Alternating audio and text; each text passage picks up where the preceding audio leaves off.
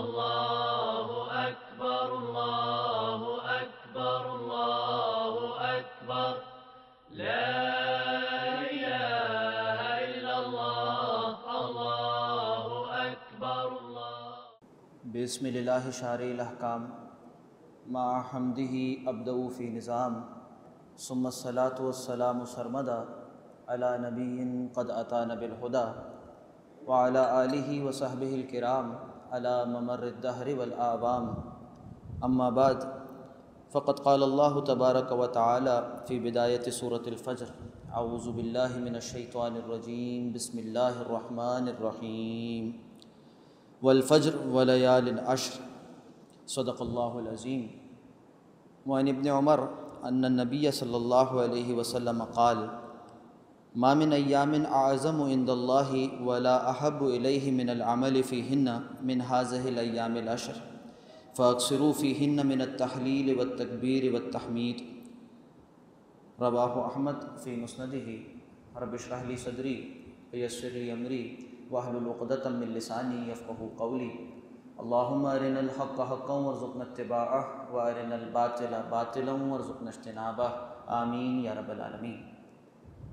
محترم ناظرین، اس وقت آپ کے سامنے عشرہ ذو الحجہ اور عید الاضحیٰ فضائل و مسائل کے عنوان سے چند گزارشات پیش کرنا مقصود ہے۔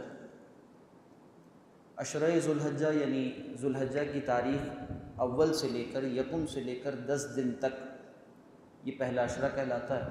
جیسے کہ رمضان المبارک کے 3 عشرے معروف ہیں مسلمانوں میں کہ اول عشرہ، درمیانی عشرہ اور اختتامی عشرہ، اسی طرح سے ہر مہینے میں عشرے پائے جاتے ہیں، مگر خاص عشروں کی فضیلت علیحدہ علیحدہ بھی واقع ہوئی ہے۔ چنانچہ سورہ فجر کی ابتدائی 2 آیات کے حوالے سے مفسرین کے ہاں کثیر کلام پایا جاتا ہے کہ یہ بہت فضیلت کے حامل 10 ایام یعنی ذو الحجہ کے ابتدائی 10 دنوں کا تذکرہ ہے۔ قرآن حکیم میں اشارتاً اس کی فضیلت و اہمیت واضح کی گئی اور حدیث رسول صلی اللہ علیہ وسلم میں اس کی تفصیلات واقع ہوئی ہیں۔ ارشاد باری تعالیٰ ہے والفجر ولیال العشر، قسم ہے فجر کے وقت کی اور 10 راتوں کی۔ یہ 10 راتیں کون سی ہیں؟ محدثین کہتے ہیں کہ اصل میں یہ دیگر روایات حدیث اور تفسیری اقوال کی روشنی میں کہ یہ اصل میں ذو الحجہ کی ابتدائی 10 راتیں ہیں۔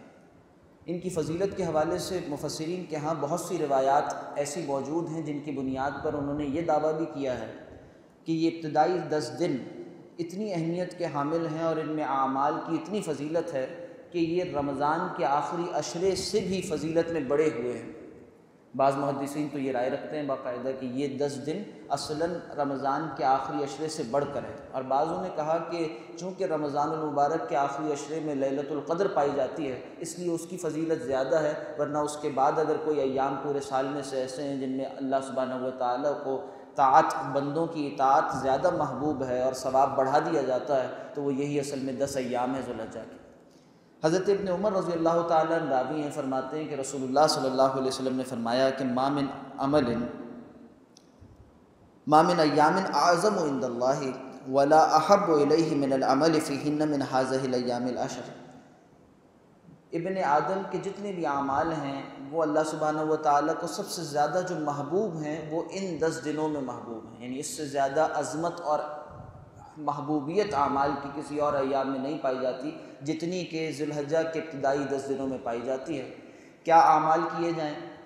ایک عمل ہے جس کو رسول اللہ صلی اللہ علیہ وسلم نے خاص طور پر ذکر فرما دیا کہ تسبیحات کا اہتمام ہونا چاہیے۔ چنانچہ آگے ذکر ہوا اسی روایت میں، فرمایا فاکثروا فیہن من التحلیل والتکبیر والتحمید، تو کثرت کے ساتھ ان ایام میں تحلیل کیا کرو یعنی لا الہ الا اللہ کا ورد کیا کرو، اسی طرح سے تکبیر یعنی اللہ اکبر کا ورد کیا کرو، اور تسبیح سبحان اللہ کا ورد کیا کرو، تحمید الحمدللہ کا ورد کیا کرو۔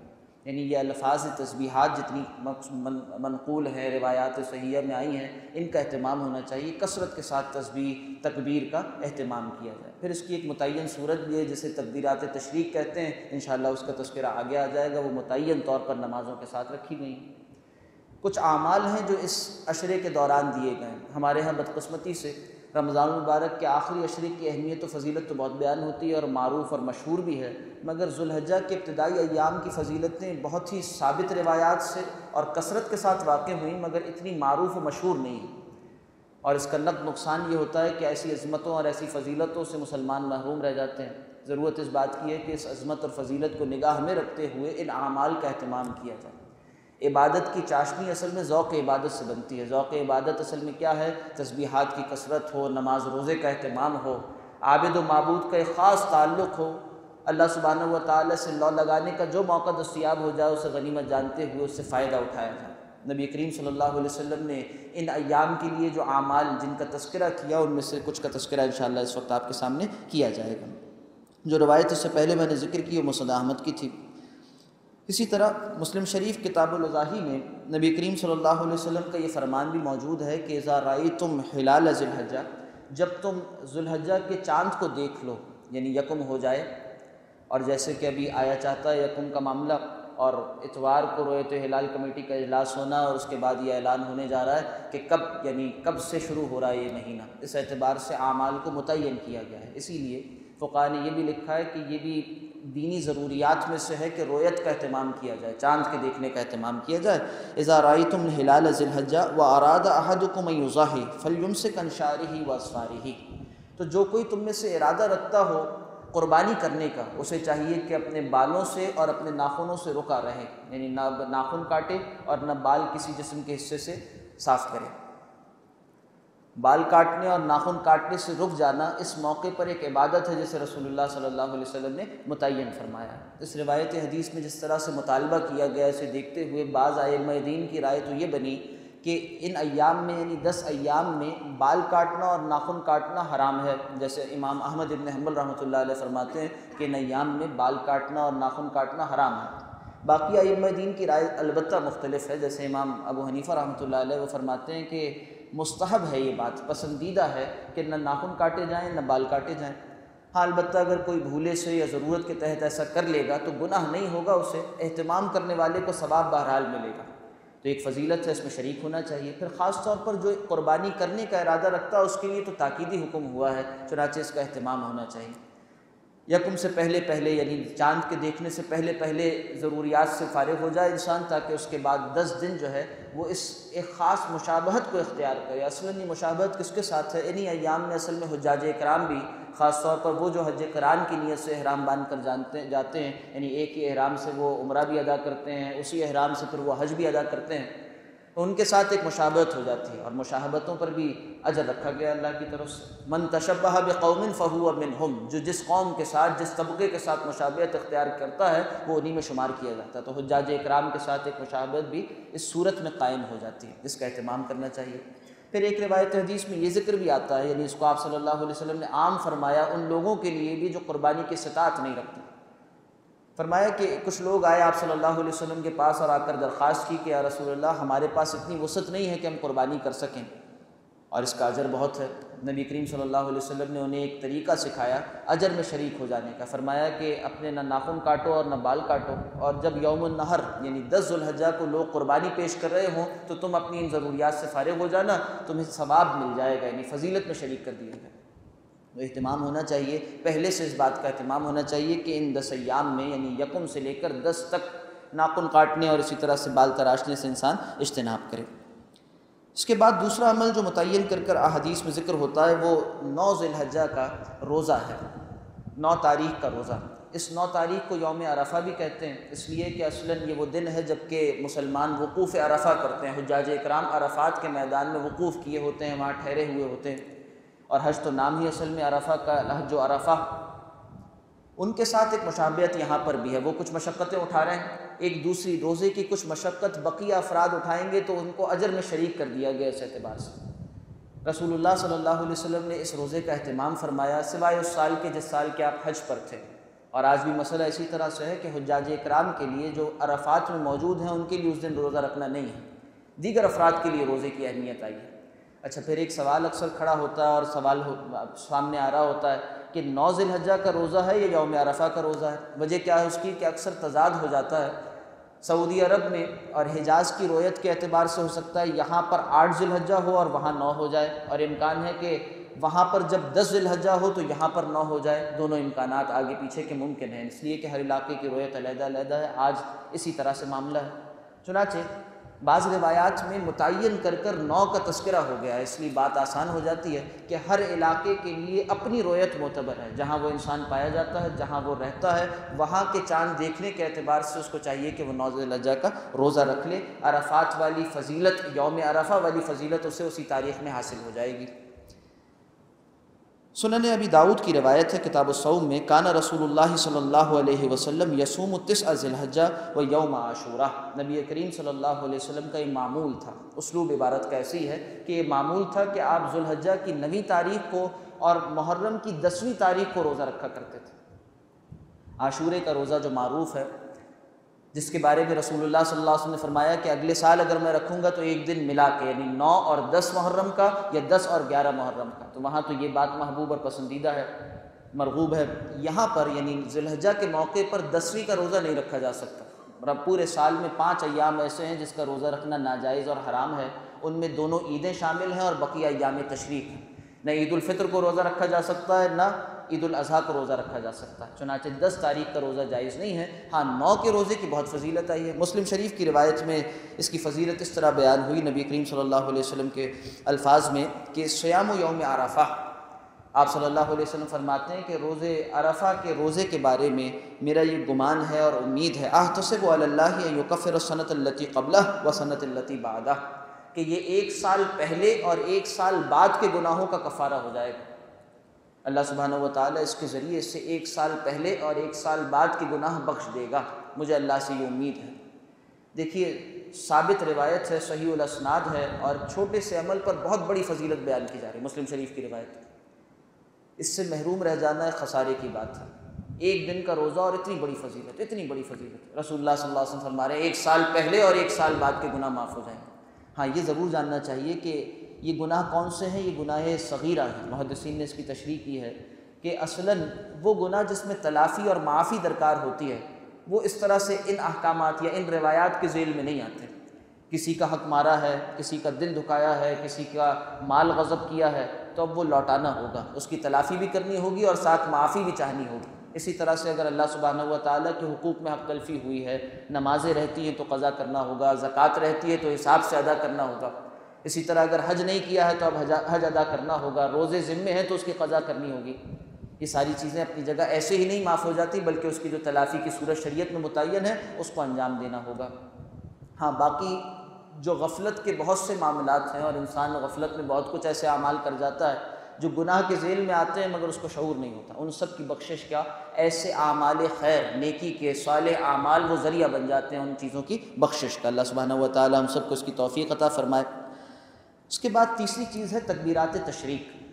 تکبیرات تشریق سے مراد ہے ایام تشریق جو خاص طور پر متعین ہیں، اور خاص طور پر حجاج اکرام کے لیے اس کا تعین ہے کہ 9 ذو الحجہ کی فجر سے لے کر 13 ذو الحجہ کی عصر تک، 9 ذو الحجہ کی فجر سے لے کر 13 ذو الحجہ کی عصر تک جتنی فرض نمازیں ہیں ان سب کے بعد فرض نماز کے مکمل ہوتے ہی تکبیرات تشریق پڑھی جائیں گی۔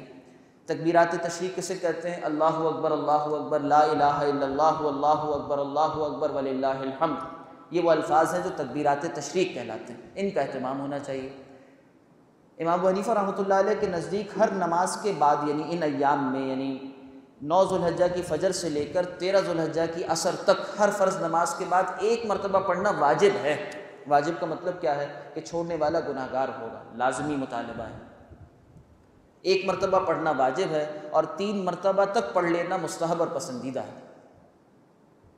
اور جس طرح سے یہ فرض نماز باجماعت پڑھنے والوں کے لیے ہے، اسی طرح سے ایک قول کے مطابق خواتین کے لیے گھر میں بھی ہے، اور اسی طرح سے وہ افراد جن کی جماعت رہ جائے ان کے لیے بھی ہے، اور بآواز بلند ہے۔ ایک مرتبہ بآواز بلند پڑھنا ہے، اگر امام صاحب بھول جائیں تو مقتدی یاد کروائیں بآواز بلند پڑھ کر، اور اگر مقتدیوں کی سہولت کے لیے امام صاحب ہی زور سے پڑھ دیں تو یہ مطلوب بات ہے، اتنی زور سے کہ کم سے کم برابر والے کے کان میں آواز جا سکتی ہو۔ اور وہ افراد جو بعد میں نماز میں شریک ہوتے ہیں، یعنی مسبوق ہے، لاحق ہے، اس کو بھی چاہیے کہ جب اپنی نماز مکمل کرے، یعنی اگر ابتدائی رکعتیں فوت ہو گئی ہیں اور بعد میں وہ اپنی نماز مکمل کر رہا ہے، تو جیسے ہی نماز مکمل کرے اس کے بعد ایک مرتبہ بلند آواز کے ساتھ اور بقیہ 2 مرتبہ قدر پست آواز کے ساتھ اگر وہ پڑھے تو یہ اس کا کرنے کا کام ہے، یعنی واجب ہے ایک مرتبہ اس کے لیے پڑھنا۔ یہ کہلاتے ہیں تکبیرات تشریق، اس کا اہتمام ہونا چاہیے۔ ان ایام کی خصوصی فضیلت ہے۔ حضرت ابن عمر رضی اللہ تعالیٰ عنہ کا یہ عمل بھی کتب حدیث میں نقل ہوا کہ آپ ذوالحجہ کے ابتدائی ایام میں بازاروں میں نکل جایا کرتے تھے اور بلند آواز کے ساتھ تکبیرات پڑھتے تھے، اور لوگ آپ کی آواز میں آواز ملا کر تکبیرات پڑھا کرتے تھے۔ تو کثرت کے ساتھ تسبیحات، یعنی ابھی سے ہم ذہن بنائیں اپنا کہ ان 10 دنوں میں کثرت کے ساتھ تسبیح سے زبان کو تر رکھیں گے، ذکر اللہ سے زبان کو تر رکھیں گے، اس کا اجر اور اس کی فضیلت بہت بڑھ جاتی ہے۔ ان ایام میں کیے ہوئے تمام نیک اعمال اس کی فضیلت بڑھ جاتی ہے، خاص طور پر تسبیحات کا تذکرہ کر دیا گیا روایات حدیث میں۔ اس کے بعد آگے بڑھتے ہیں، اور 10ویں تاریخ کا جو عمل ہے، یعنی قربانی، یوم النحر جسے کہا جائے، یا کہیے کہ 10 ذوالحجہ کی جو قربانی ہے، عید الاضحیٰ، اس کا خاصہ یہ ہے کہ اس میں جانور قربان کر کر اللہ کے حضور پیش کیا جاتا ہے، جس سے اللہ کا قرب چاہا جاتا ہے۔ قربانی کہتے ہیں اسے اس لیے، اذ قرب قربانا فتقبل من احدہما، قرآن حکیم ذکر کرتا ہے کہ جب 2 قربانیاں ان لوگوں نے پیش کیں، آدم علیہ السلام کے 2 بیٹوں کا تذکرہ، اور ان میں سے ایک سے قبول کر لی گئی، دوسرے سے قبول نہیں کی گئی۔ قربانی کیا شے ہے؟ جو اللہ کا قرب حاصل کرنے کے لیے پیش کی جائے۔ ان قربانیوں کا نہ خون اللہ تک پہنچتا ہے، نہ اس کا گوشت اللہ تک پہنچتا ہے، ہاں تقویٰ پہنچا کرتا ہے۔ لن ینال اللہ لحومها ولا دماؤها ولکن ینالہ التقویٰ منکم، نہ اللہ کو اس کا گوشت پہنچتا ہے، نہ اس کا خون پہنچتا ہے، ہاں تقویٰ پہنچتا ہے تمہیں، اللہ کی رضا کے لیے، اس کی رضا چاہتے ہوئے۔ اس بات کا اسے سمبل بنایا جائے، علامت بنایا جائے کہ اللہ کے راستے میں اللہ کا مطالبہ ہو تو جو کچھ ہوگا میرے پاس وہ قربان کرنے کو تیار ہوں، اور اس کی علامت یہ ہے کہ آج اپنے مال میں سے ایک حصہ لگا کر ایک جانور میں اللہ کے راستے میں قربان کر رہا ہوں شریعت کے تقاضوں کے مطابق۔ یہ ہے قربانی۔ اضحیہ یا اضحیہ دونوں طرح سے اسے پڑھا گیا۔ کتاب الاضاحی، حدیث کی کتابوں میں، فقہ کی کتابوں میں آپ کو چیپٹر مل جائے گا، جس میں اس کی تفصیلات رسول اللہ صلی اللہ علیہ وسلم کے عمل سے، آپ کے قول سے، صحابہ اکرام کے عمل سے، ائمہ مجتہدین کے اجتہادات سے مرتب و مدون ہو کر آج ہماری اور آپ کی سہولت کے لیے موجود ہیں۔ ان احکامات کی رعایت کرتے ہوئے، ان مسائل کو سمجھتے ہوئے پھر اس کو انجام دینا یہ شریعت کا تقاضا ہے۔ اس لیے قاعدہ یہ ہے کہ جس کے اوپر جو عبادت فرض و واجب ہے، اس کا سیکھنا اس کے لیے فرض و واجب ہے۔ عبادت شے وہ ہے جو کہ سیکھ کر عمل کی جاتی ہے، اس لیے کہ اس میں اصول اور قاعدہ یہ ہے کہ رسول اللہ صلی اللہ علیہ وسلم کے طریقے کے مطابق ہونا چاہیے۔ اور طریقہ رسول کیا ہے، طریقہ صحابہ کیا ہے، یہ اصل میں سیکھنے سے آتا ہے۔ تو مسائل کا سیکھنا، جس کے اوپر قربانی لازم ہے، اس کو چاہیے کہ وہ قربانی کے مسائل بھی سیکھیں۔ آج انشاءاللہ کچھ اختصار کے ساتھ یہ باتیں آپ کے سامنے عرض کی جائیں گی۔ حضرت عائشہ صدیقہ رضی اللہ تعالی عنہا راویہ ہیں، فرماتی ہیں کہ ان رسول اللہ صلی اللہ علیہ وسلم قال، آپ صلی اللہ علیہ وسلم نے فرمایا، ما عمل آدمی من عمل یوم النحر احب الی اللہ من احراق الدم، ابن آدم جو بھی عمل کرتا ہے یوم النحر 10 ذوالحجہ کو، اس میں اللہ سبحانہ و تعالیٰ کو کوئی عمل اتنا پسندیدہ نہیں ہے جتنا کہ اللہ کے لیے جانور کا خون بہانا پسندیدہ ہے۔ ہر دن کا خاص عمل ہوتا ہے، تو 10 ذوالحجہ کو بہت سی نمازیں پڑھ لینا اور بہت سے دیگر اذکار کر لینا فضیلت کا حامل نہیں ہے۔ اس دن کا خاص عمل یہ ہے کہ اللہ کے حضور قربانی پیش کی جائے۔ آج جو یہ ملحدانہ نظریات عام ہو گئے ہیں کہ زلزلہ آیا ہے تو وہاں پر دے دیے جائیں، کیا ضرورت ہے اتنا گوشت قربان کیا جائے، اور ایسا کر لیا جائے اور ویسا کر لیا جائے۔ جاننا چاہیے کہ عبادت ہے یہ کوئی صرف چیریٹی نہیں ہے، یہ کوئی تہوار نہیں ہے، یہ اپنی جگہ کوئی صدقہ و خیرات کا موقع نہیں ہے، نہ گوشت کھانے کا کوئی تہوار ہے، بلکہ اپنی جگہ عبادت ہے۔ عبادت کا مطلب یہ ہے کہ جیسے اسے شریعت میں متعین کیا گیا ویسے اسے انجام دینا ہوگا، اور اگر نہ دیا جائے تو یہ گناہ کا باعث ہوگا۔ پسندیدہ ترین عمل یہ ہے کہ گوشت قربان کیا، جانور قربان کیا جائے اللہ کے راستے میں۔ حضرات صحابہ سے سوال ہوا، تابعین سے سوال ہوا کہ یہ قربانی کیا ہے، تو انہوں نے یہ بات جواب یہ دیا کہ رسول اللہ نے بھی قربانی کی صلی اللہ علیہ وسلم، اور آپ کے بعد مسلمانوں نے بھی قربانی کی۔ تو یہ تو مسلمانوں کے تواتر عملی سے ثابت ہے۔ جو منکرین حدیث اکثر اشکال پھیلاتے رہتے ہیں کہ قربانی صرف حجاج کے لیے ہے، یہ بات بالکل غلط ہے۔ وہاں تو کچھ اور نوعیت ہے قربانی کی۔ قربانی تو اصلاً بقیہ افراد کے لیے۔ رسول اللہ صلی اللہ علیہ وسلم نے مدینے میں ہر سال قربانی فرمائی، اور جس سال حج پر گئے اس سال آپ نے دوہری قربانی کی، یعنی جو حج کی قربانی، حج کی جو ہدی ہے اور اس کے علاوہ وہاں کی جو کیفیت ہے وہ، اور اس کے علاوہ جو اپنی معمول بھی قربانی ہے۔ حتیٰ کہ سفر میں قربانی نہیں ہوتی پھر بھی نبی صلی اللہ علیہ وسلم نے سفر میں بھی اہتمام فرمایا۔ تو یہ خیال کرنا کہ یہ کوئی علیحدہ عبادت نہیں ہے بلکہ صرف حج کے ساتھ جڑی ہوئی ہے اس لیے کہ قرآن میں حج کے ساتھ جوڑ کر ذکر کی گئی، یہ ناسمجھی کی بات ہے اور لا علمی اور ناواقفیت کی بات ہے۔ ورنہ قربانی عام طور پر معمول بھی ہے اپنی جگہ، اور دوسری شے یہ کہ حج کے ساتھ اس کا حکم وہ علیحدہ ہے۔ مزید اس روایت میں فضیلت بیان کی گئی، فرمایا انہا لتاتی یوم القیامہ بقرونہا واشعارہا وازلافہا، بلا شبہ یہ جانور روز قیامت لائے جائیں گے اپنی سینگوں کے ساتھ، اپنے بالوں کے ساتھ اور اپنے کھروں کے ساتھ، یعنی یہ ساری چیزیں تمہارے نامہ اعمال میں وزن کا ذریعہ بن جائیں گی، تمہارے نامہ اعمال میں اجر کا ذریعہ بن جائیں گی۔ روز قیامت ان سب چیزوں پر اجر عطا کیا جائے گا، جتنا تقویٰ ہوگا اتنا اس کو اللہ سبحانہ و تعالیٰ اجر کے اعتبار سے بڑھا دے گا۔ وَأَنَّ الدَّمَ، اور یقین رکھو، جان رکھو کہ خون لَيَقَعُ مِنَ اللَّهِ بِمَكَانٍ قَبْلَ أَن يَقَعَ مِنَ الْأَرْضِ، یہ زمین پر گرنے سے پہلے اللہ کے ہاں قبول ہو جاتا، بارگاہ خداوندی سے قبولیت کا پروانہ لے کر آ جاتا۔ ابھی خون جانور کا زمین پر نہیں گرتا کہ اللہ سبحانہ و تعالیٰ کی طرف سے بخشش کا، رحمت کا فیصلہ ہو جاتا ہے۔ کتنی بڑی فضیلت ہے۔ اور ہر شریعت میں قربانی کا کوئی نہ کوئی طریقہ رہا ہے۔ لِكُلٍّ جَعَلْنَا مِنْكُمْ مَنْسَكًا، ہم نے تم میں سے ہر ایک کے لیے قربانی کا کوئی نہ کوئی طریقہ ٹھہرایا ہے۔ حضرات صحابہ نے سوال کیا رسول اللہ صلی اللہ علیہ وسلم سے کہ ما ھذہ الاضاحی یا رسول اللہ، یہ قربانیاں جو ہم پیش کرتے ہیں یہ کیا ہے، اس کی حقیقت کیا ہے؟ فرمایا سنت ابیکم ابراہیم، یہ تمہارے جد امجد حضرت ابراہیم علیہ السلام کا طریقہ ہے۔ سورہ صافات میں قرآن میں اس کی تفصیل آ گئی ہے اور بتایا گیا ہے کہ اصل میں قربانی کتنی عظیم قربانی کی یادگار ہے۔ حضرت اسماعیل علیہ السلام کی جگہ اللہ سبحانہ و تعالیٰ نے ایک عظمت والی قربانی کو جاری کر دیا، وَفَدَيْنَاهُ بِذِبْحٍ عَظِيمٍ وَتَرَكْنَاهُ فِي الْآخِرِينَ، بعد والوں میں بھی اس طریقے کو جاری کر دیا۔ آسمان سے ایک مینڈھا وہ لایا گیا اور وہ قربان کروا دیا گیا، بعد والوں میں ذکر خیر کو اور اس طریقے خیر کو جاری کر دیا گیا، ہر ایک کے لیے طریقہ طے کیا گیا۔ یعنی آدم علیہ السلام کے 2 بیٹوں کی قربانی سے لے کر آج تک قربانی کا تسلسل نوع انسانی میں اللہ سبحانہ و تعالیٰ کے لیے قائم ہے۔ اس کی عظمت کا تو اندازہ کیجیے، کتنی عظیم عبادت ہے، اللہ سبحانہ و تعالیٰ کی رضا کے حصول کا ایک ذریعہ ہے۔ تو جس موقع کی جو عبادت ہے اس کو اس کی شان کے ساتھ انجام دینا یہ شریعت کا تقاضا ہے۔ مزید فرمایا حضرت عائشہ رضی اللہ تعالیٰ عنہ والی روایت میں رسول اللہ سے یہ الفاظ بھی منقول ہیں صلی اللہ علیہ وسلم، فَطِيبُوا بِهَا نَفْسَهَا، تو تمہیں چاہیے کہ تم خوش دلی کے ساتھ، آمادگی کے ساتھ، طیب خاطر کے ساتھ قربانی کیا کرو، یعنی اس میں کوئی دل میں کراہیت نہ ہو کہ کیسا کام ہے، خون بہانا پڑ رہا ہے۔ اللہ کے حکم سے تو حضرت ابراہیم علیہ السلام اپنے بیٹے کے گلے پر چھری چلانے کو تیار تھے، مگر آج مادیت زدہ طبقے نے یہ الحاد عام کر دیا ہے کہ شاید خون بہانا یہ کوئی بری بات ہے۔ اللہ کے حکم سے ہر شے اچھی ہوتی ہے، اللہ کے حکم سے خراب ہوا کرتی ہے۔ یہاں اللہ سبحانہ و تعالیٰ کا حکم ہے، چنانچہ خون بہانا یہاں پر وہ نیکی کا کام ہے۔ اس دن سب سے بڑا خیر کا کام یہی ہے، جانور کا خون بہایا جائے اللہ کے راستے میں۔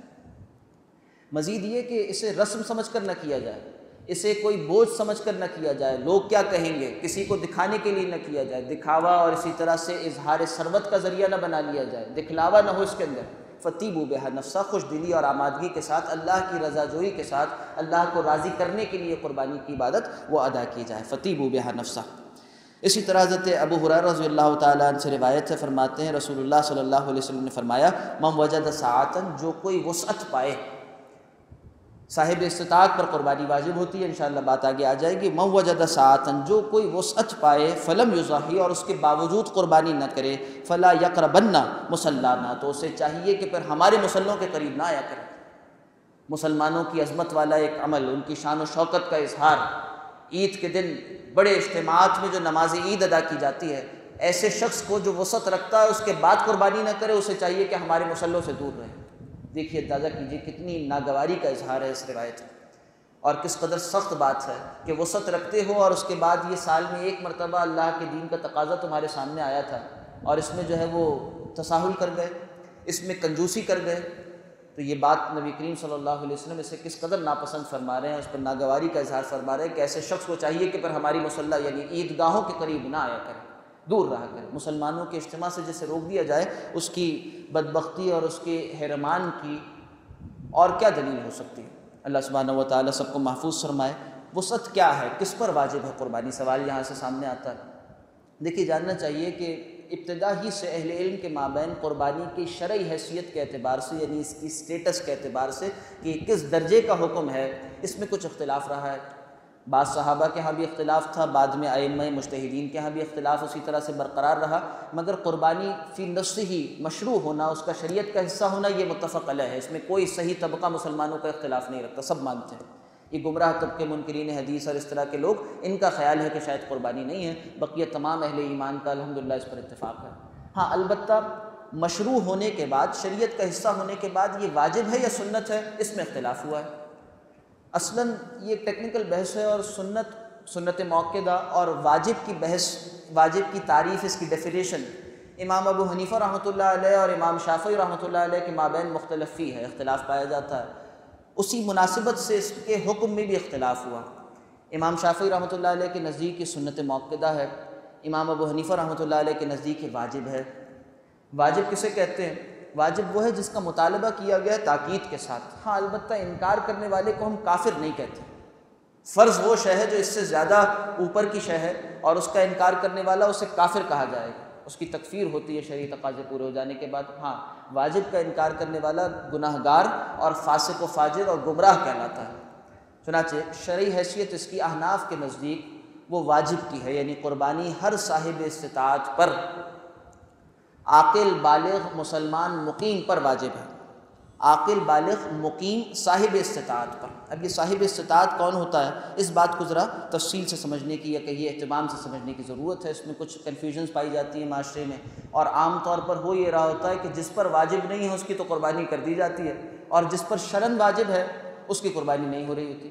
جو اپنے معاشرے کے خیالات ہیں، جو سوشل نارمز ہیں، ان کے مطابقت سے کام کیا جا رہا ہوتا ہے کہ گھر سے والد صاحب کی طرف سے قربانی ہونی چاہیے، یا جو بھی گھر کا سربراہ اس کی طرف سے قربانی ہو جانی چاہیے۔ حالانکہ قربانی ایک شرعی فریضہ ہے، اور اس کو تو یہ بات طے کرے گی کہ کس پر قربانی واجب ہے، اور وہ کیا ہے؟ جو صاحب استطاعت ہو۔ صاحب استطاعت کسے کہتے ہیں؟ امام شامی رحمۃ اللہ علیہ، امام ابن عابدین شامی رحمۃ اللہ علیہ رد المختار میں اس کی تعریف اس طرح کرتے ہیں، یعنی بات متعین اس طرح کرتے ہیں کہ قربانی ہر مسلمان عاقل بالغ مقیم پر واجب ہوتی ہے جس کی ملکیت میں 52.5 تولے چاندی یا اس کی مالیت ہو، اس کی ملکیت میں ہو، اور اس کی یہ ملکیت اس کے ضروریات اصلیہ، حاجات اصلیہ کے علاوہ ہو۔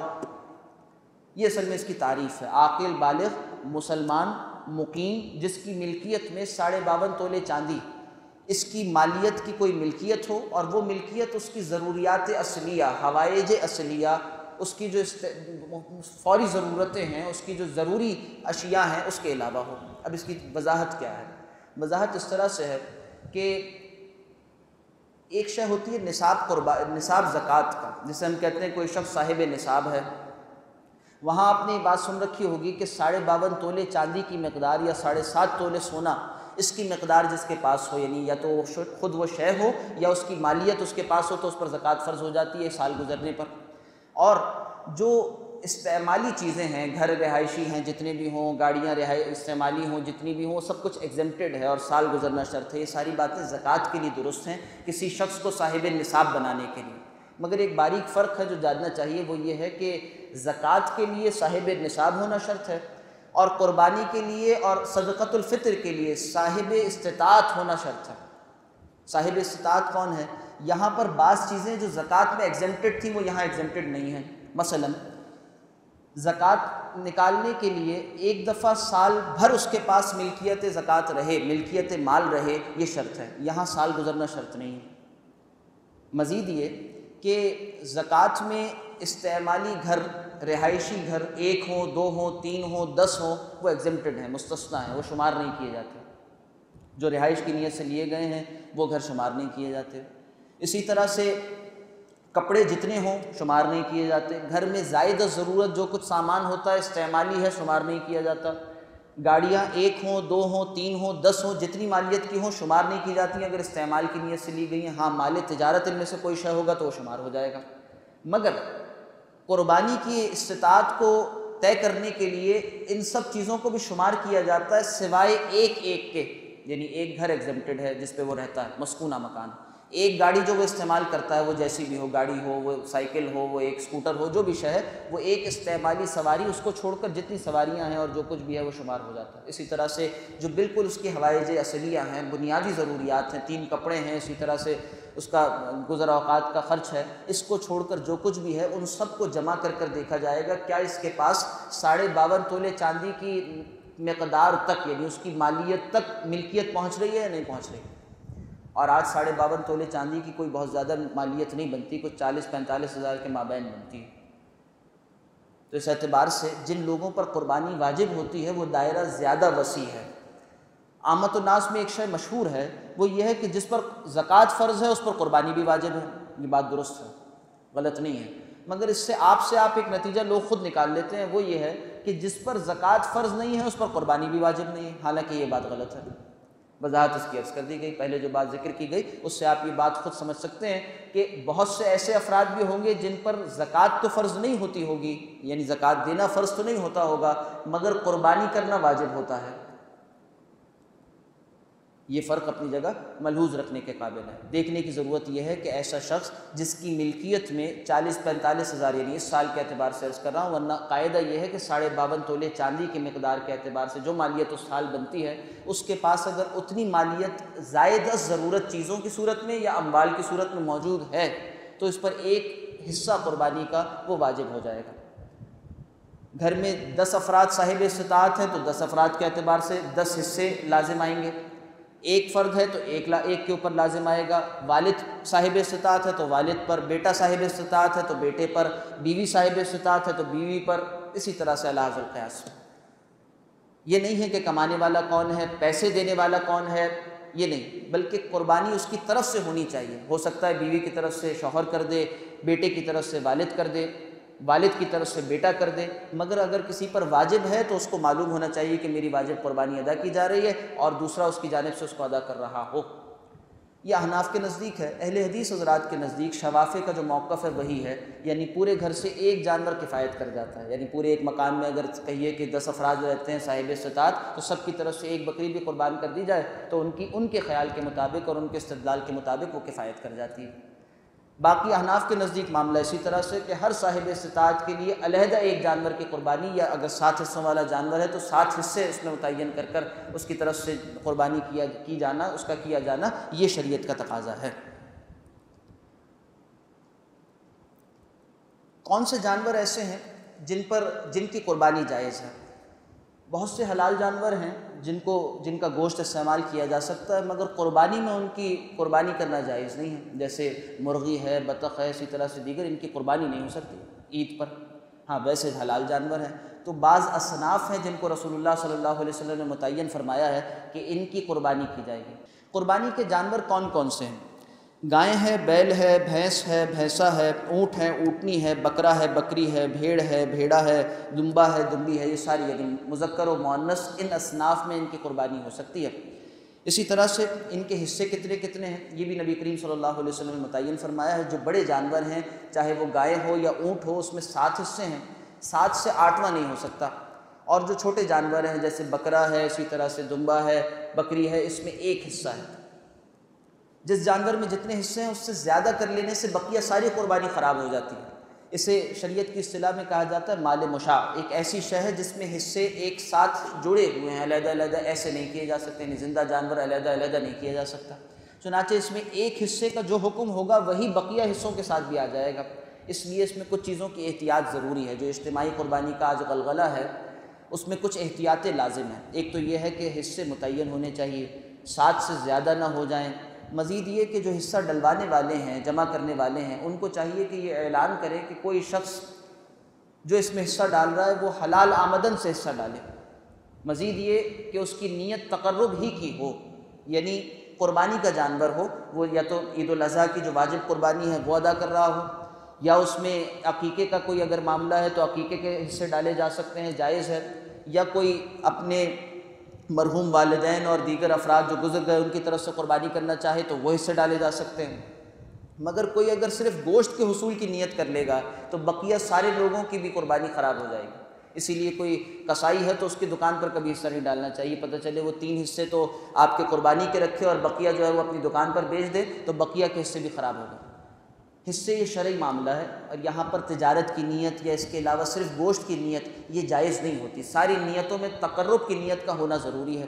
پھر مزید ایک معاملہ آج خاص طور پر چونکہ دیگر ممالک اور دیار غیر میں اکثر لوگوں کے رشتہ دار رہتے ہیں تو ایک پیش آتا ہے، وہ یہ ہوتا ہے کہ کوئی بیٹا باہر ہے، کوئی بھائی باہر ہے، اس کی قربانی یہاں پر کر لی. اچھی بات ہے، ہو سکتی ہے بالکل غائب کی طرف سے بھی، مگر اگر اس کی واجب قربانی کر رہے ہیں تو اس کی طرف سے آپ کو نیابت حاصل ہونی چاہیے، وکالت حاصل ہونی چاہیے.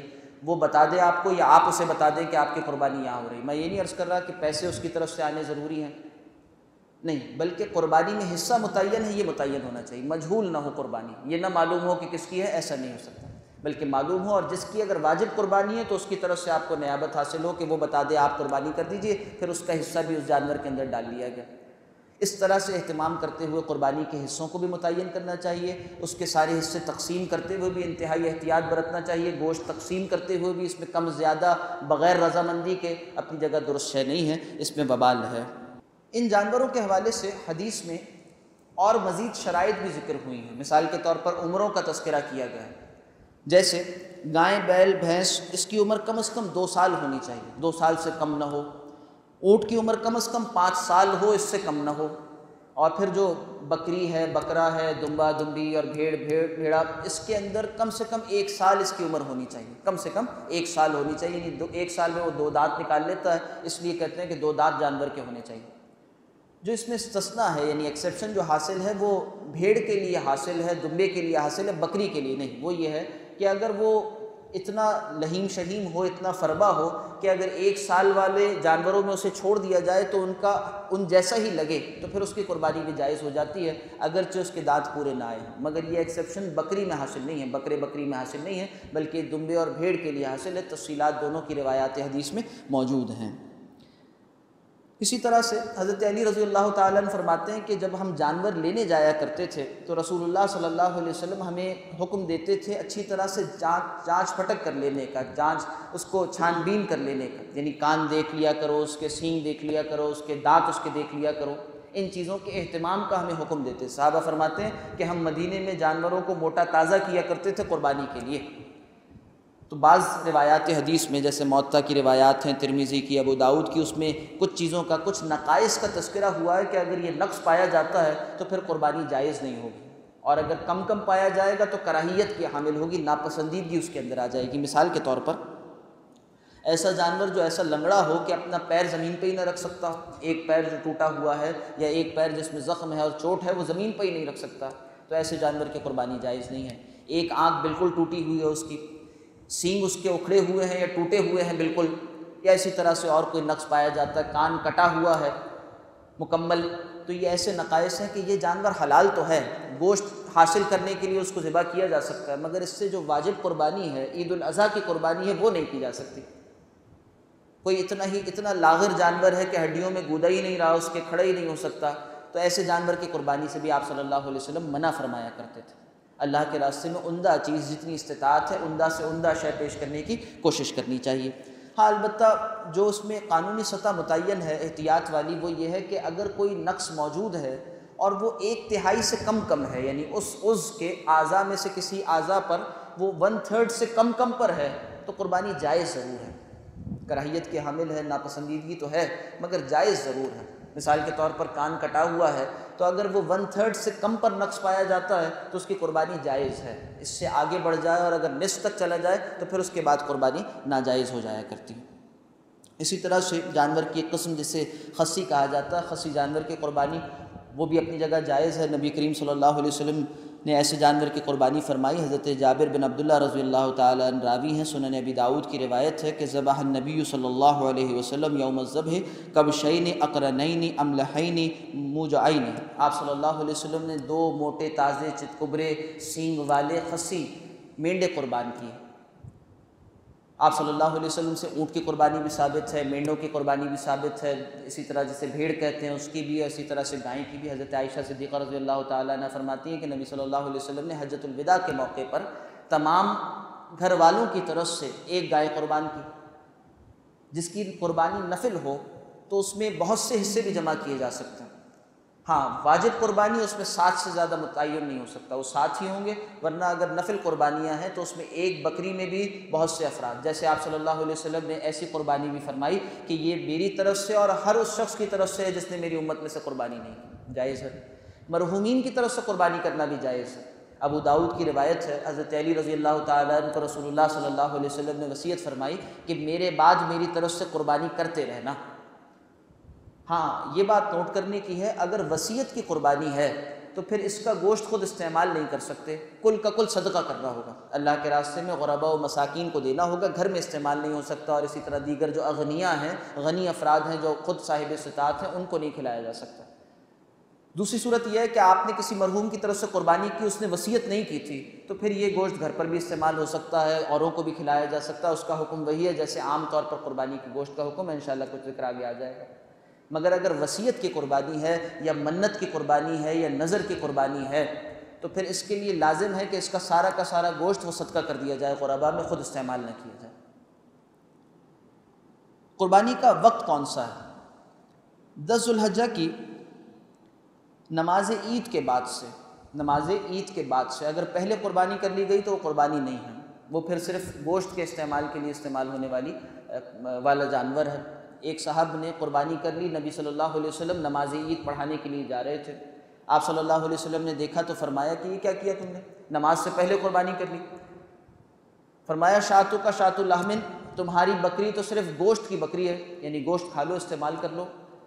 اور پھر ان صاحب نے کہا کہ یا رسول اللہ میرے پاس اور کوئی جانور تو ہے نہیں کہ قربان کروں، ہاں ایک بکری کا بچہ ہے جو ابھی سال بھر کا نہیں ہوا ہے۔ نبی صلی اللہ علیہ وسلم نے فرمایا اچھا تم کر لو ایسے قربانی اس کی، تمہارے بعد کسی کے لیے اس کی گنجائش نہیں ہوگی کہ وہ سال بھر سے کم کے جانور کو، یعنی بکری جو سال سے کم ہے بکری کا بچہ، اس کو قربان کر دے۔ یہاں سے دونوں باتیں ثابت ہوتی ہیں، ایک یہ کہ نماز عید کے بعد قربانی کا وقت شروع ہوتا ہے، اور دوسرا یہ کہ 1 سال سے کم بکری اس کی قربانی جائز نہیں۔ وہاں ایک استثناء تھا جو آپ صلی اللہ علیہ وسلم نے وہاں پر دے دیا ان صاحب کو۔ تو 10 ذو الحجہ کو نماز عید کے بعد قربانی کا وقت داخل ہو جاتا ہے۔ نماز عید کے بعد کا مطلب یہ ہے کہ شہر بھر میں کسی ایک جگہ پر بھی اگر عید کی نماز ہو گئی تو وقت قربانی داخل ہو گیا۔ اب قربانی جو کی جائے گی وہ درست ہے، یہ ضروری نہیں ہے کہ جس کی جانب سے قربانی ہو رہی ہے اس نے نماز عید ادا کر لی ہو، یہ ضروری نہیں ہے۔ اور گاؤں دیہات میں تو ویسے عید کی نماز نہیں ہے، چنانچہ وہاں فجر کی بعد سے وقت شروع ہو جاتا ہے، جیسے ہی دن چڑھتا ہے شروع ہو جاتا ہے ان کے لیے قربانی کا وقت۔ باقی شہروں میں معاملہ یہ ہے کسی ایک جگہ پر اگر قربانی ہو گئی تو اس کے بعد پھر قربانی کی جا سکتی ہے۔ 10 ذو الحجہ کی نماز عید کے بعد سے لے کر 12، 11 اور 12 یہ 2 دن مزید شمار کر لیجئے، تو 12 تاریخ کی 12 ذو الحجہ کی شام تک قربانی کا وقت ہے، یعنی مغرب سے پہلے۔ یہ معاملہ احناف کے نزدیک، یعنی فقہ حنفی کے مطابق، اور اسی طرح سے فقہ حنبلی کے مطابق اور فقہ مالکی کے مطابق ہے۔ شوافی اور اہل حدیث حضرات ان کے نزدیک 1 دن کا مزید اس میں اضافہ ہے کہ وہ پھر 14ویں تاریخ جو بنتی ہے، 13ویں تاریخ جو بنتی ہے اس کو بھی پھر جائز رکھتے ہیں قربانی کے لیے۔ ابتدائی 3 دن وہ متفق علیہ ہیں، سب کا اتفاق ہے، مجمع علیہ بات ہے، اور 13ویں تاریخ کا اضافہ اس میں وہ اہل حدیث حضرات اور شوافی کے نزدیک معاملہ ہے، دونوں کے پیچھے روایات حدیث موجود ہیں۔ ان کی راتوں میں بھی قربانی جائز ہے، جو عام طور پر خیال ہے کہ رات کو قربانی نہیں ہو سکتی، وہ اصل میں اس بنیاد پر ہے اور اس کے پیش نظر ہے کہ رات کو گوشت کے ضائع ہونے کا اندیشہ ہے، رات ذبح کیا جائے تو تقسیم کیسے کیا جائے گا، اور اسی طرح سے اس کو اندھیرے کا معاملہ ہے تو قربانی میں غلطی نہ ہو جائے۔ اگر روشنی کا اہتمام ہو سکتا ہو جیسا کہ ہو سکتا ہے آج کل، اور اسی طرح سے تقسیم ہو سکتا ہو، محفوظ رکھا جا سکتا ہو، تو پھر رات میں قربانی کرنے میں کراہیت نہیں ہے، یعنی پہلے دن بھی، پہلا دن جو عید کا ہے اس کی رات کو بھی، پھر دوسرے دن بھی، اور اسی طرح سے تیسرے دن البتہ مغرب سے پہلے قربانی مکمل کر لی جائے، اس کے بعد پھر قربانی نہ کی جائے، مغرب سے پہلے۔ اچھا یہ ہے کہ عصر تک اس معاملے کو نپٹا لیا جائے اس کے بعد۔ اور فضیلت کا حامل وقت تو اصل میں سب سے زیادہ مستحب وقت تو پہلے ہی دن جو عید کی نماز ہے اس کے بعد سے لے کر ظہر تک کا وقت ہے، یہ فضیلت کا حامل وقت ہے۔ رسول اللہ صلی اللہ علیہ وسلم اول وقت میں قربانی ادا کیا کرتے تھے۔ ایک مسئلہ جو ذرا نازک ہے، یا کہیے اس میں احتیاط کا پہلو پیش نظر رکھنا چاہیے، وہ یہ ہے کہ جب کسی ایسے شخص کی قربانی کی جا رہی ہو جو وہاں موجود نہیں ہے، کہیں اور ہے، تو اس میں امکان ہو سکتا ہے، جیسے کوئی شخص امریکہ میں ہے یا برطانیہ میں ہے اور اس کی قربانی آپ یہاں پر کرتے ہیں، تو امکان ہے کہ وہاں ابھی عید الاضحیٰ کا وقت نہیں ہوا، یعنی 10ویں تاریخ نہیں آئی، اور آپ کے یہاں عید الاضحیٰ کا وقت ہو گیا، تو جس کی جانب سے قربانی کی جا رہی ہے اس پر ابھی عید کا وقت داخل ہی نہیں ہوا اور یہاں قربانی ہو گئی۔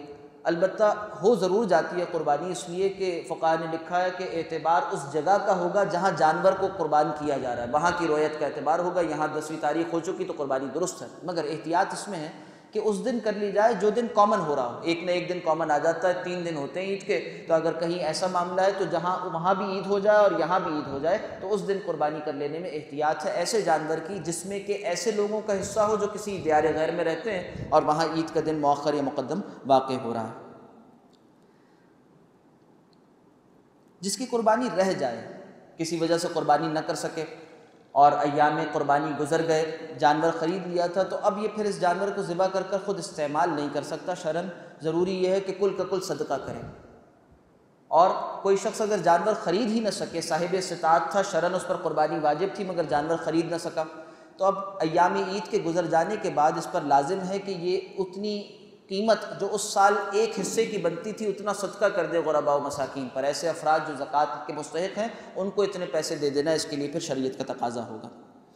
قربانی کے آداب میں سے یہ بات ہے کہ اہتمام کے ساتھ بسم اللہ اللہ اکبر کہتے ہوئے جانور کو ذبح کرنا چاہیے، آواز سے کہا جائے، اہتمام کے ساتھ کہا جائے، مزید یہ کہ اسے قبلہ رخ لٹایا جائے، مزید یہ کہ کم سے کم تکلیف کے ساتھ ذبح کیا جائے، یعنی چھری جو ہے وہ تیز دھار والی ہو، اس میں ذبح کرنے میں بھی عمدگی کا پہلو پیش نظر رہنا چاہیے، تلقین ہے آپ صلی اللہ علیہ وسلم کی طرف سے۔ پھر اسی طرح سے بعض قصائی جو ہیں اس میں زیادتی کرتے ہیں اور بہت زیادہ مبالغہ کرتے ہیں، اس سے بچنا چاہیے۔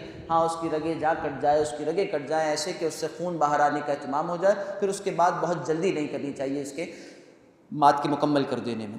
اسی طرح سے نبی کریم صلی اللہ علیہ وسلم قربانی سے پہلے یہ دعا پڑھا کرتے تھے، سورہ انعام کی چند آیات آپ پڑھا کرتے تھے کہ انی وجہت وجہ للذی فطر السماوات والارض حنیفا وما انا من المشرکین، سورہ انعام کی آیت نمبر 79 ہے۔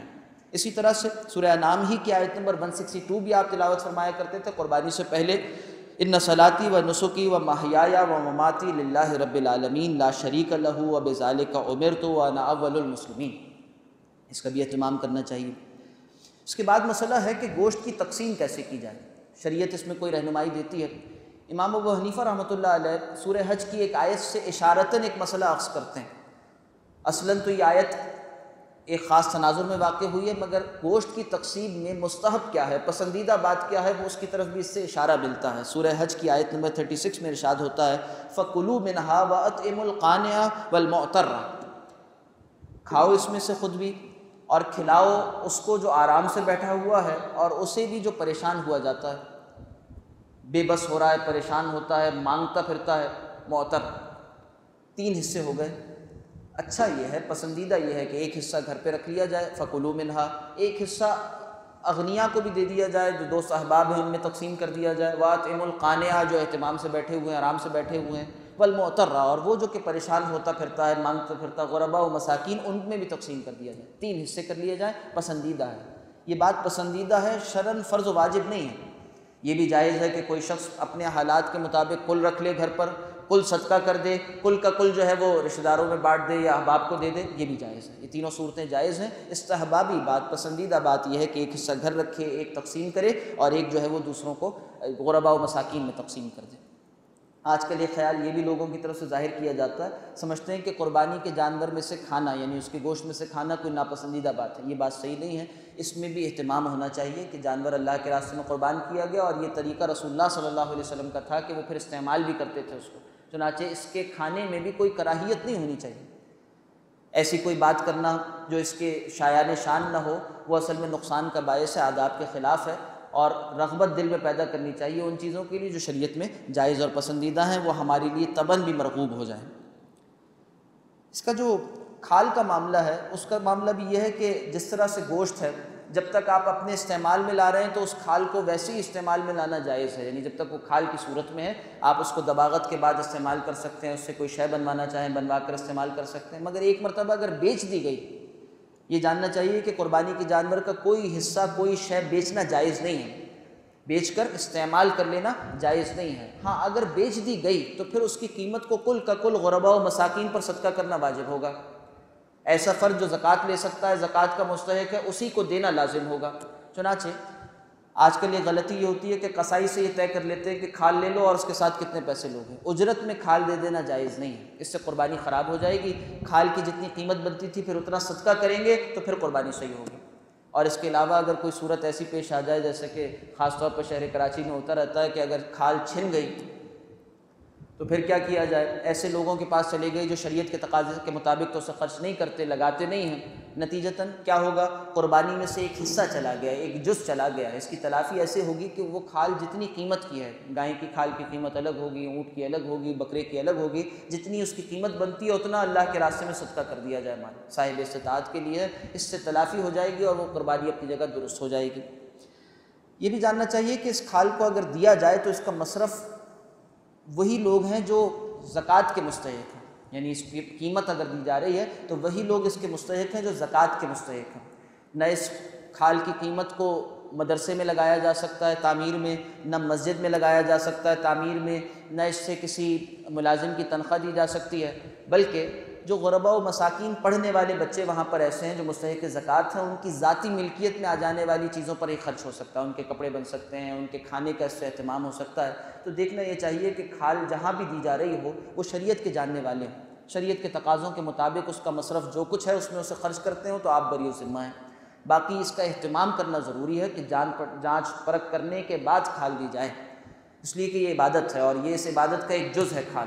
اس کو یہ سمجھنا کہ بس ایسے ہی کوئی یہ معاملہ ہے چیریٹی کا، ایسا نہیں ہے، بلکہ اپنی جگہ یہ عبادت کا معاملہ ہے۔ اس کو خوب جانچ پرکھ کرنے کے بعد یہ دیکھ کر کہ شرعی حدود کو جاننے والوں کی نگرانی میں اور اس کے مطابق اس کو طے کیا جا رہا ہے، وہاں دینی چاہیے۔ عید الاضحیٰ کی نماز سے پہلے کے جو مسنون اعمال ہیں ان کا بھی اہتمام ہونا چاہیے، اپنی جگہ کار ثواب ہے۔ نمبر ایک یہ کہ صبح سویرے اٹھنے کا اہتمام ہونا چاہیے، فجر کی نماز فرض ہے، اس کا باجماعت اہتمام ہونا چاہیے۔ آج کل ایک لطیفہ یہ ہوتا ہے کہ عید کی نماز جو واجب ہے فرض سے کمتر ہے، اس میں تو جوق در جوق لوگ آتے ہیں، آنا چاہیے، اچھی بات ہے، مگر فجر کی نماز فرض ہے اس کو قضا کر دیتے ہیں سوتے ہوئے۔ فجر کی نماز کا خوب اہتمام ہونا چاہیے اور اس کے بعد پھر عید کی نماز کے لیے بھی آنا چاہیے، پہلے جلد از جلد اس کو ادا کرنے کا اہتمام ہو اور اس میں صبح سویرے بھی روانہ ہو، اور پھر عیدگاہ میں جا کر کوئی نماز نہ پڑھیں، وہاں پر نہ کوئی 2 رکعت تحیۃ المسجد ہے، نہ وہاں کوئی اور نماز ہے، وہاں جا کر پھر بیٹھ جانا ہے، اور اس کے بعد وہاں کی جو ترتیب ہے اس میں شریک ہونا ہے۔ جو کچھ دستیاب کپڑے اچھے ہیں، نیا ہونا ضروری نہیں ہے، جو اچھے کپڑے دستیاب ہیں پاک صاف ستھرے ان کا استعمال ہونا چاہیے، خوشبو لگانا، اسی طرح سے مسواک کرنا، اور اسی طرح سے جانے سے پہلے کچھ نہ کھانا۔ عید الاضحیٰ میں کچھ نہ کھا کے جانا سنت ہے، اور عید الفطر میں کچھ میٹھا کھا کر جانا سنت ہے۔ نبی صلی اللہ علیہ وسلم کے 2 طریقے ہیں اور دونوں سنتوں کی اپنی روحانیت اور نورانیت ہے، اس کا اہتمام ہونا چاہیے۔ اسی طرح سے تکبیرات بلند آواز کے ساتھ پڑھتے ہوئے جانا چاہیے۔ عید الاضحیٰ میں تکبیرات بلند آواز کے ساتھ پڑھتے ہوئے جائیں، اللہ اکبر لا الہ الا اللہ اللہ اکبر وللہ الحمد۔ ایک راستے سے جائیں، دوسرے راستے سے عیدگاہ سے واپس آئیں، جبکہ عید الفطر میں آہستہ آواز کے ساتھ تکبیرات پڑھنا وہ مستحب ہے۔ اسی طرح سے بڑی عیدگاہ میں نماز پڑھنی چاہیے، چھوٹی مسجدوں میں اور اسی طرح سے گلی محلوں میں نماز کا جو اہتمام ہوتا ہے وہ اب شہر کی جو گنجان آبادیاں اس کے اعتبار سے جائز تو ہے، مگر پسندیدہ یہ ہے کہ بڑے میدانوں میں، کھلے مقامات پر، بڑی مساجد میں اہتمام ہو۔ یہ اصل میں نبی صلی اللہ علیہ وسلم کا طریقہ بھی تھا، شاعر میں سے ہے کہ آپ عیدگاہ میں نماز ادا کیا کرتے تھے، بڑے مقام پر کھلے میدانوں میں نماز ادا فرمایا کرتے تھے۔ پھر اس کے بعد نماز عید پڑھ کر واپس آ کر اگر تو سہولت اس میں ہے کہ جانور بن چکا ہو، یعنی ذبح کیا جائے پھر بن جائے اور اس کے گوشت ہی سے کھانے کا آغاز کیا جائے تو یہ پسندیدہ اور مستحب بات ہے، مگر اس میں یہ غلو کرنا کہ جب تک جانور نہیں بنے گا اور گوشت نہیں آئے گا تب تک کچھ نہ کھائیں گے اور ہم روزے سے ہیں، یہ غلط خیال ہے اور نامناسب بات ہے، شریعت کا ایسا کوئی تقاضا نہیں، اور یہ کہنا کہ ہم روزے سے ہیں تو جائز ہی نہیں، بالکل، اس لیے کہ اس دن روزہ رکھنا جائز نہیں۔ چنانچہ جو کچھ دستیاب ہے استعمال کر لیا جائے، اگر فوراً اس قربانی میں سے استفادہ ممکن نہ ہو، اور اگر ممکن ہو تو سنت یہی ہے، نبی صلی اللہ علیہ وسلم اسی سے استفادے سے آغاز فرمایا کرتے تھے اس دن۔ اس کے علاوہ نماز عید کا جو طریقہ ہے، اصلاً 2 رکعت واجب ہیں، خطبہ اس میں مسنون ہے، اور پہلے اس میں جو ہے وہ اپنی جگہ ایک تقریر آپ سنتے ہیں، اردو تقریر ہو جاتی ہے، وہ اصل میں واعظ کا اہتمام ہے، اور اس میں پھر پہلے نماز ہے اور اس کے بعد خطبہ ہے۔ جمعے میں کیا ہوتا ہے، پہلے خطبہ ہو جاتا ہے عربی اور اس کے بعد نماز ہوتی ہے، جبکہ عید میں معاملہ یہ ہے کہ پہلے نماز ہے اور اس کے بعد خطبہ ہے۔ نماز اپنی جگہ 2 رکعت واجب ہے، جس میں 6 زائد تکبیرات ہوتی ہیں۔ ان کی تقسیم احناف کے نزدیک اس طرح سے ہے کہ آپ نے نیت کی امام کے پیچھے 2 رکعت واجب ادا کرنے کی، 6 زائد تکبیرات کے ساتھ اللہ اکبر کہہ کے ہاتھ باندھ لیے جاتے ہیں اور اس کے بعد ثنا پڑھ لی جاتی ہے۔ اب پھر اس کے بعد امام صاحب اللہ اکبر کہیں گے، آپ بھی ساتھ اللہ اکبر کہہ کر ہاتھ اٹھاتے ہیں اور اس کے بعد چھوڑ دیتے ہیں، پھر ہاتھ اٹھائیں گے اللہ اکبر کہتے ہوئے اور پھر چھوڑ دیں گے، اور تیسری مرتبہ پھر اللہ اکبر کہتے ہوئے ہاتھ اٹھائیں گے اور ہاتھ باندھ لیں گے۔ اب امام صاحب سورہ فاتحہ بھی پڑھیں گے، اس کے بعد جو سورت میں لانا ہے سورت بھی پڑھیں گے، اور اس کے بعد پھر رکوع میں چلے جائیں گے، پھر سجدے ہوں گے، پھر اس کے بعد دوسری رکعت کے لیے کھڑے ہو جائیں گے اور پھر سورہ فاتحہ اور پھر اس کے بعد سورت ملائی جائے گی۔ اب رکوع میں جانے سے پہلے پھر مزید تکبیرات 3 ہو جائیں گے، اللہ اکبر کہہ کر ہاتھ چھوڑ دیے جائیں گے، رکوع میں نہیں جائیں گے، ہاتھ چھوڑ دیے جائیں گے اللہ اکبر کہہ کر، پھر اس کے بعد مزید اللہ اکبر کہہ کر ہاتھ چھوڑ دیے جائیں گے، پھر اس کے بعد تیسری مرتبہ اللہ اکبر کہہ کر ہاتھ چھوڑ دیے جائیں گے، چوتھی تکبیر جب کہی جائے گی تو پھر رکوع میں چلے جائیں گے، اور بقیہ نماز جس طرح سے ادا کی جاتی ہے اسی طرح سے ادا کی جائے گی۔ ایک بات اس میں یہ مسئلہ بھی یاد رکھنے کا ہے کہ اگر یہ واجب تکبیرات میں سے کچھ چھوٹ جائے تو عام طور پر تو نماز میں قاعدہ یہ ہے کہ واجبات میں سے کچھ چھوٹے تو اس کی تلافی سجدہ سہو سے کی جاتی ہے، اختتام پر جو 2 سجدے کر لیے جاتے ہیں وہ تلافی کا ذریعہ بن جاتے ہیں۔ مگر بوجہ ازدحام فقہا نے نماز عید میں اگر تکبیرات زائد چھوٹ جائیں تو سجدہ سہو نہ کرنے کا حکم کیا ہے۔ اگر سجدہ سہو نہ بھی کیا جائے تب بھی نماز درست ہے عید کی بوجہ ازدحام، کثرت ہوتی ہے، لوگ بہت ہوتے ہیں، اور اس میں کسی کنفیوژن سے بچنے کے لیے اس بات کو جائز رکھا گیا ہے کہ بغیر تکبیرات کے بھی، بغیر سجدہ سہو کے بھی نماز اپنی جگہ درست ہے۔ اہل حدیث حضرات کے نزدیک، شوافع کے نزدیک کچھ زیادہ تکبیرات کا بھی تذکرہ ملتا ہے کہ 7 تکبیریں، اور بعض اسی طرح سے پہلی رکعت میں 7 اور دوسرے میں 5، اور بعضوں کے نزدیک اس سے زیادہ تکبیرات بھی بعض شمار فرماتے ہیں، اس میں شمار کرتے ہیں۔ یہ کچھ بنیادی باتیں ہیں۔ پھر اسی طرح سے عید اپنی جگہ خود ایک خوشی کا موقع ہے، اس پہ خوشی کا اظہار کرنا، اہل و عیال پر وسعت کرنا رسول اللہ صلی اللہ علیہ وسلم کا طریقہ تھا۔ اس میں ایک مسئلہ آج کل جو اور آ رہا ہوتا ہے اور اکثر سوال بھی آتا ہے کہ معانقہ کرنا یعنی گلے ملنا کیسا ہے؟ گلے ملنے کو سنت سمجھنا کہ یہ کوئی عید کی سنت ہے، یہ تو جائز نہیں ہے۔ یہ شے یعنی یہ اعتقاد کہ گلے ملنا کو سنت ہے، یہ اسے بدعت بنا دیتا ہے۔ مگر اگر یہ اعتقاد نہ رکھا جائے کہ یہ سنت ہے، اور ایسے ہی خوشی کے موقع پر جو عام رسوم اور ادوار ہوتے ہیں، طریق و اطوار ہوتے ہیں، عام طریقے ہوتے ہیں، اس میں اگر اس طرح سے معانقہ کر لیا جائے، گلے مل لیے جائیں، تو اس میں کوئی قباحت شرعاً نہیں ہے۔ فقہا نے اس میں تفصیل کی ہے، فقہ اور فتوی کی کتابوں میں تفصیلات درج کی ہیں کہ اس کو سنت سمجھتے ہوئے اہتمام کرنا مصافحہ یا معانقہ، یہ تو اسے بدعت بنا دے گا۔ مگر اگر کوئی سنت نہیں سمجھتا اور یہ کہتا ہے کہ یہ ایسی رسم و رواج کی بات ہے، جیسے کہ صحابہ اکرام بھی عام طور پر ملا کرتے تھے تو اس میں مختلف طریقے اختیار کیا کرتے تھے، کوئی ایک طریقہ شریعت میں متعین نہیں ہے، چنانچہ بغیر اعتقاد سنت کے گلے مل لینے میں شرعاً کوئی قباحت نہیں ہے۔